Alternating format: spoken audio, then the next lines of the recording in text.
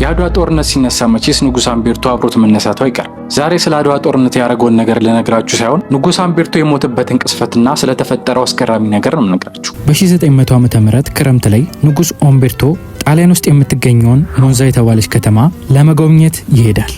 ከተማውን ከጠባቂዎቹ ጋር ዞር ዞር ካለ በኋላ አመሻሹ ላይ እግራቸው ወዳመራቸው ሬስቶራንት ጠባቂዎቹን አስከትሎ ገብቶ ቁጭ አሉ። የሬስቶራንቱ ባለቤት ወደ እነሱ መጣና በአክብሮት ምን ልታዘዝ ጌታዬ ይላል።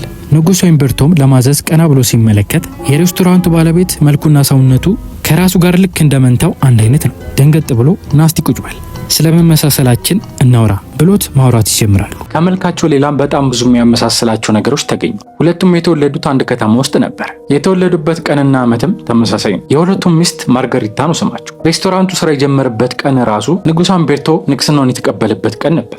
ከእነዚህ ነገሮች ሌላም ብዙ የሚያመሳስላቸው ነገሮች ነበሩ። በገጠመኙ እየተገረሙ እራት አንድ ላይ ከበሉ በኋላ ተሰናብተው ተለያዩ። በቀጣይ ቀን ንጉስ ኦምቤርቶ የክብር እንግዳ ሆኖ የተጋበዘበት የጂምናስቲክ ውድድር ላይ ለመሄድ እየተዘጋጀ እንዳለ አሳዛኝ ዜና ይሰማል። ትናንትና አብረው ራት የበሉት የሬስቶራንቱ ባለቤት ባልታወቀ ሁኔታ በሽጉጥ እንደተገደለ ይነገረዋል። ንጉስ ኦምቤርቶም አዝኖ የፕሮግራሙ ሰዓት ሲደርስ በሰዎችና በመኪናዎች ታጅቦ ፕሮግራሙ ላይ ተገኘ።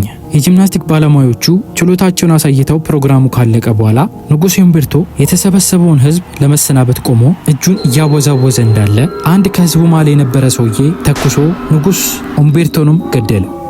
እንደኔ ይሄ ነገር ከገጠመኝ በላይ ነው። ሌላውን ትታችሁ ራሱ ኢቨን በአንድ ቀን የተገደሉት እናንተም ታስባላችሁ። እንደባለፈው አካውንቴ ንቅንቅ እንዲል ይሄን ስቲከር ኮሜንት ላይ አስቀምጡልኝ። ይመቻችሁ።